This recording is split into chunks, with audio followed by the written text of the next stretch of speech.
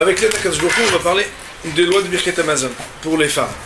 Donc, il faut savoir qu'il y a une discussion à savoir est-ce que les femmes elles sont chayavot, est-ce qu'elles sont astreintes au Birkat Hamazon, midé oraïta ou midé rabbanan, de l'ordre de la Torah ou des rabbanan. Alors, bien entendu, pour un bon juif ou une bonne juive, que ça ne change rien du tout a priori, si c'est d'oraïta ou des rabbanan, que si ça soit marqué dans la Torah ou que ça soit d'ordre rabbinique, de toute façon, il faut le faire.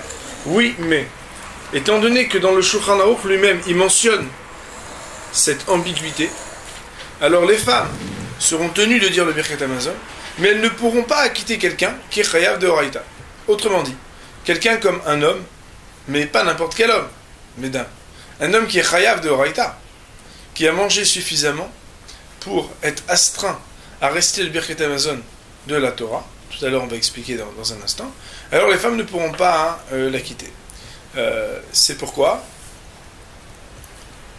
la femme pourra acquitter une autre femme, la femme pourra acquitter quelqu'un d'autre qui est chayav midé rabbanan, comme par exemple un enfant. Un enfant il n'est pas chayav de la Torah. Quand on dit vachalta vesabarta verarta, la Torah elle s'adresse à des individus qui sont majeurs.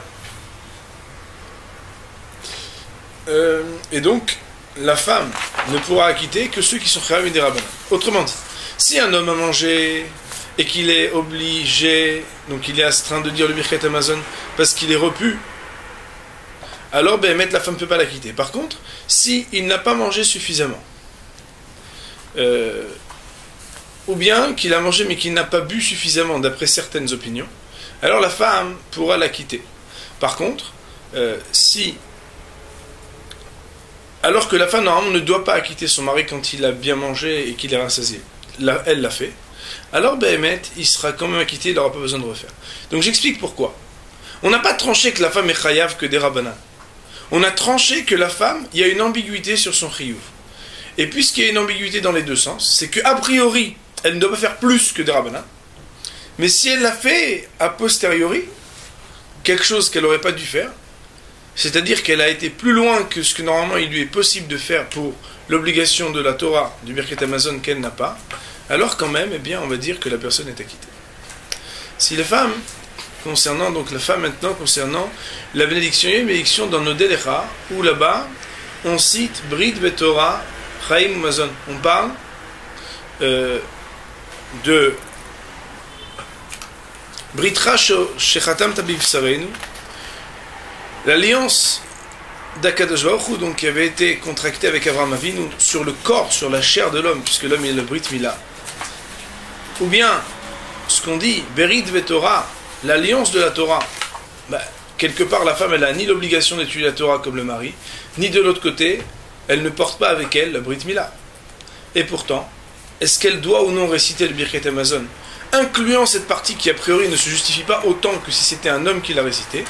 Alors, nos maîtres nous disent, le Mishnah Bora et autant Rav Ovadia Yosef, donc et pour les Sfaradim, pour les Ashkenazim, que il n'y a pas de problème, on ne saute pas ces parties-là.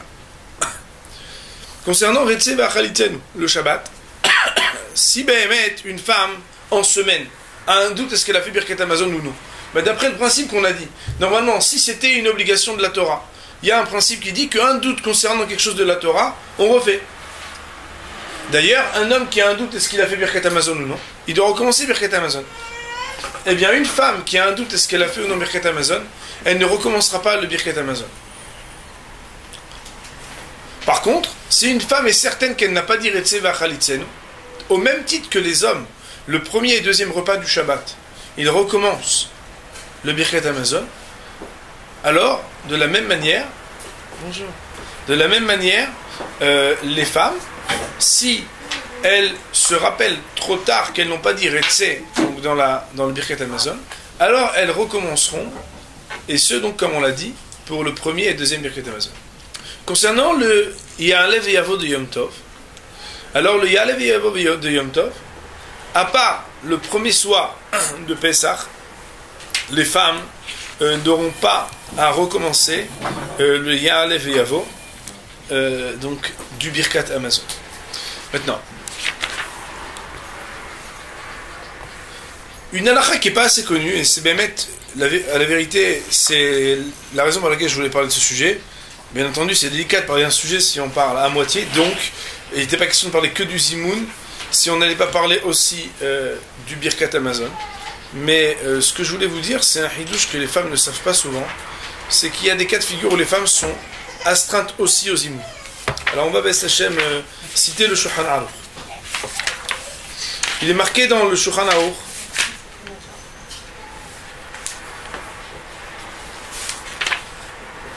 Donc on est à l'article 199 du Shulchan Aruch, alinéa 7, il est marqué, alinéa 6 et 7. Nashim va'avadim uktanim en mezamnim alehem.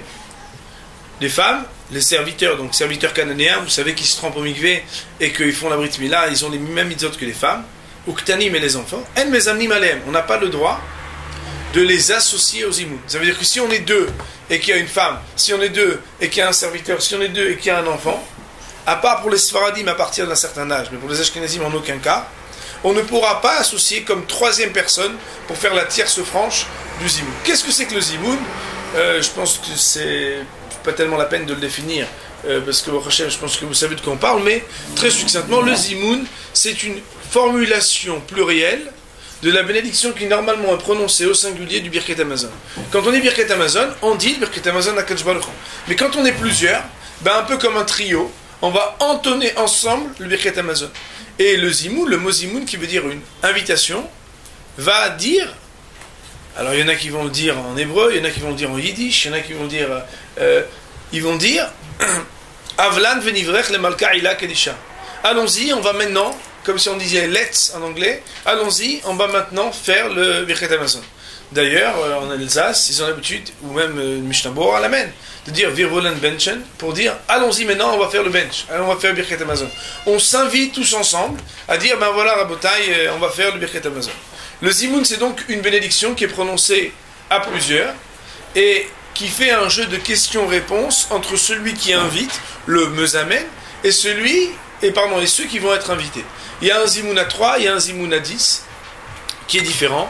Zimoun à 3 sans le nom d'Hachem, Zimoun à 10 avec le nom d'Akadosh Baruch Hu, Nevarech Leloken ou Shachal Mishaloch. Et puis il y a des variantes quand il s'agit de jours qui sont particuliers, pour une Brit Mila, pour un Yom Tov, pour toutes sortes pour Sukkot, etc. Mais non, le Zimoun normalement, si on n'est pas trois hommes qui avons mangé ensemble, on peut pas dire le Zimoun. Mais non, si trois femmes ont mangé ensemble, même si elles ne sont pas obligées de faire le zimoun, elles ont le droit de faire le zimoun. Bémet, je ne crois pas que les gens, j'ai jamais vu que les gens ont l'habitude de faire le zimoun ensemble, mais elles ont le droit de faire le zimoun. Par contre, Bémet, même si elles sont 10, elles ne diront pas le zimoun avec le nom d'Hachem. Alors, le chidouche qui nous intéresse à nous ici, c'est que même si les femmes ne sont pas astreintes au zimoun quand elles sont entre guillemets entre femmes, ou bien que c'est la troisième à compléter deux hommes, même si c'est son mari et son fils, alors qu'a priori, on est la même famille. Et pourtant, la raison est pritsuta, c'est que normalement, une femme, elle ne vient pas s'ajouter à deux hommes pour former ensemble une espèce de quorum. Si c'est un quorum de 3, c'est pas le minyan de 10. Mais on ne peut pas, même si c'est une maman, même si c'est une sœur, eh bien, il faut savoir que lorsqu'il y a déjà un chiyuv, une obligation pour 3 hommes, les femmes qui sont présentes sont obligées de répondre aux hymnes. Et ça, c'est un chidouche que les femmes ne savent pas souvent. C'est que quand, à la maison, il y a 3 hommes qui ont mangé, eh bien, normalement, quand on fait Birket Hamazon, il faudrait, premièrement, que les hommes attendent leurs épouses quand ils font zimoun. Deuxièmement, que les femmes soient bien attentives à répondre, ou tout du moins, à acquiescer du zimoun. En effet, le zimoun, il y a des halachot, donc pas tout le monde sait des fois comment est-ce qu'on répond. Quoi qu'il en soit, le Mishnah Brura dit explicitement, dans les mots, il dit que Behemet, elles vont répondre aux zimoun avec les hommes. Et ça voudra dire ici, mesdames, que si jamais il y a 3 femmes qui sont des religieuses, des très religieuses, elles disent non mais nous on a l'habitude de faire zimoun depuis qu'on est venu au shiur, même quand on est 3 copines, on va au resto, après on fait zimoun, et on dit Avlan velivrech, etc. Et bien quand il y a 3 hommes, il faudra plutôt répondre au zimoun avec les 3 hommes, plutôt que de faire le zimoun soi-même. Maintenant, il faut savoir, mesdames, que quand on dit on répond au zimoun, c'est pas de faire yo yo yo yo en faisant le zimoun, vous comprenez? Ça veut dire qu'une femme, elle garde sa pudeur quand on répond au zimoun. Femme, elle peut, ça veut dire une femme pudique et pieuse, même quand elle fait les brachot, elle n'a pas besoin de chanter ou de faire à voix haute quelque chose. À partir du moment où on fait des choses pour Akadosh Baruch Hu, alors, et que lui, il n'a pas besoin qu'on crie ni qu'on parle fort, puisqu'il entend, et il entend chaque parole, alors l'idée, c'est donc de répondre aux imouns quand on est en présence d'un quorum qui déjà a une tierce franche, ou bien 10 hommes qui vont dire Nevarech Elokenu, de répondre donc à ce zimoun.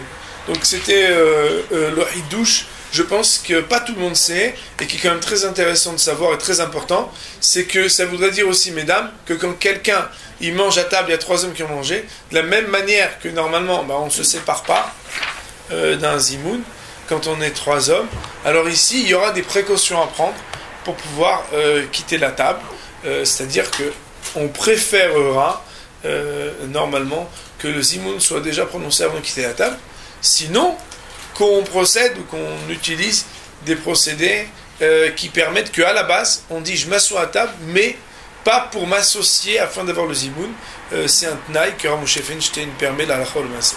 Voilà pour les dîners Birkat Hamazon et de zimoun pour les dames. Baruch Adonai Olam, amen ve amen.